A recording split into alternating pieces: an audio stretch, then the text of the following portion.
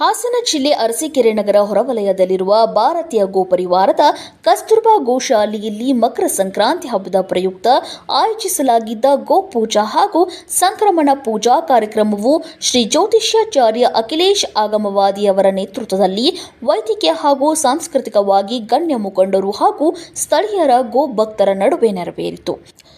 ಈ ಒಂದು ಸ್ಥಳದಲ್ಲಿ ಉಪಸ್ಥಿತರಿದ್ದಂಥ ಮುಖಂಡ ಪಾರಸ್ ಜೈನ್ ರವರು ಮಾತನಾಡಿ, ನಮ್ಮ ಸಾಂಸ್ಕೃತಿಕ ಆಚರಣೆ ಆದಿ ಕಾಲದಿಂದ ನಡೆದುಕೊಂಡು ಬಂದಂಥ ಸಾಂಪ್ರದಾಯಿಕವಾಗಿದೆ. ಅಲ್ಲದೆ ಗೋಹಲ್ಲೆ ಸಮಾಜದಲ್ಲಿ ನಡೆಯುತ್ತಿರುವುದು ಬಹಳ ವಿಷಾದನೀಯ ಸಂಗತಿ ಆಗಿದೆ.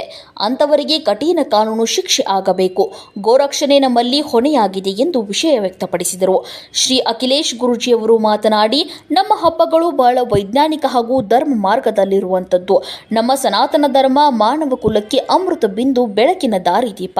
ಇದನ್ನು ಅರ್ಥೈಸಿಕೊಂಡು ನಾವು ನಮ್ಮ ಸಾಂಸ್ಕೃತಿಕ ಆಚರಣೆಯನ್ನು ಅಳವಡಿಸಿಕೊಳ್ಳಬೇಕು ಹಾಗೂ ಗೋಮಾತೆ ನಮಗೆ ಮಾತೃ ಸಮಾನ ಇತರ ವಿಚಾರಗಳನ್ನು ತಿಳಿ ಹೇಳಿದರು. ಈ ಸಂದರ್ಭದಲ್ಲಿ ಶಿವರೂಪ ಸಾಗರ್, ಚೈತನ್ ಜೈನ್, ನಾರಾಯಣ್, ಪ್ರದೀಪ್ ಗುಗ್ಲಿಯ ಮತ್ತಿತರ ಪ್ರಮುಖರಿದ್ದರು.